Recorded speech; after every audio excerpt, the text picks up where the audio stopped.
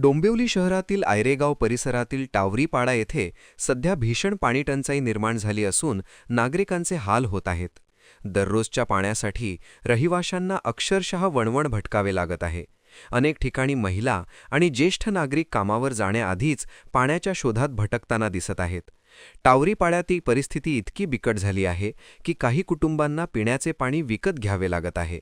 खासगी रिक्षातून, सायकलवरून वाहतूक करून पाणी मागवण्यासाठी नागरिकांना तब्बल 200 रुपये मोजावे लागत असल्याची माहिती स्थानिकांनी दिली.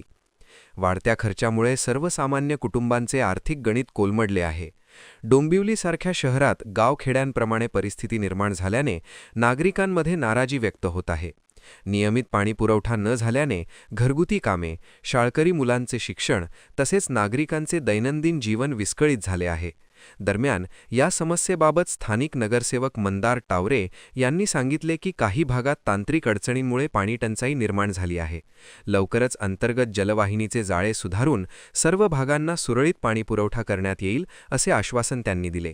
नागरिकांनी मात्र तातडीने कायमस्वरूपी उपाययोजना करण्याची मागणी केली असून प्रशासनाने त्वरित लक्ष देण्याची गरज व्यक्त होत आहे. सर्वप्रथम 2005 ते 2015 आयरेगाव हा 1.5 लाख लिटर जलकुंभावर सुरू होता. आज आयरेगावामध्ये 15 लाख लिटरचा जलकुंभ झालेला आहे. जवळपास 1.5 किलोमीटरची 350 mm ची आणि 1.5 किलोमीटर अंतराची जलवाहिनी आयरेगावमध्ये टाकण्यात आलेली आहे. आणि आता इंटरनल नेटवर्क सुधारवण्यासाठी आयरेगावमध्ये 2.5 कोटीचा आराखडा तयार करण्यात आलेला आहे. त्याचंही काम युद्धपातळीवर सुरू आहे. खरं तर 2005 ते 15 ज्यांनी आयरेगाव 25 वर्ष मागे नेलं त्याला पुढे आणण्याचं काम आमचे माननीय नेते रवींद्रजी चव्हाण साहेब यांच्या नेतृत्वात आम्ही केलेलं आहे. आणि जवळपास 90-95% आयरेगावाची पाणी समस्या आम्ही मार्गी लावलेली आहे. आता काही एंड भाग आहे म्हणजे जो भोपरला लागून आहे, इकडे नांदिवलीला लागून आहे, तो आयरेगावाशी कनेक्टेड आहे. तर तिथे अजूनही कनेक्शन्स लोकांचे झालेले नाही आहेत. त्यामुळे लोकांना थोडं ट्रॅव्हल करायला लागतो.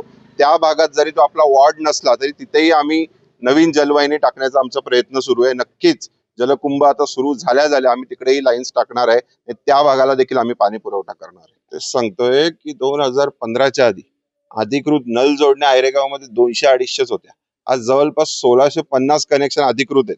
त्यामुळे त्या कनेक्शनला पाणी पुरवठा सुरू आहे. परंतु काही लोकांचे टॅक्सेस लागलेले नाहीयेत. काही लोकांनी नव्याने घर परचेस केलेले आहेत. काही भोपर हद्दीतले जे आयरेगावात असल्या, जरी आयरेगावाचा तो कनेक्टेड भाग असला तरी त्या बाजूला जो टिवकदादा नगर हा जो परिसर आहे आयरेगावला कनेक्टेड आहे. पण हा पॅनल क्रमांक 30चा भाग आहे आणि त्यामुळे तिथे जलवाहिनीच नाहीये. त्यामुळे आता जलवाहिनी टाकण्याचा तिथे काम सुरू आहे. आताही तुम्ही या रोडनी जाल तर इथे 6 इंचाची नवीन जलवाहिनी आपण टाकलेली आहे. तो जो तुम्ही हा पुढचा परिसर सांगता हा भोपर सुरू होतो याच्या पुढे, तर तिकडेही आपण ही जलवाहिनी घेऊन जाते आणि तिथे हा पाणी पुरवठा आपल्यातर्फे करण्यात येणार. राहुल कांबळे, जनशक्ती, डोंबिवली.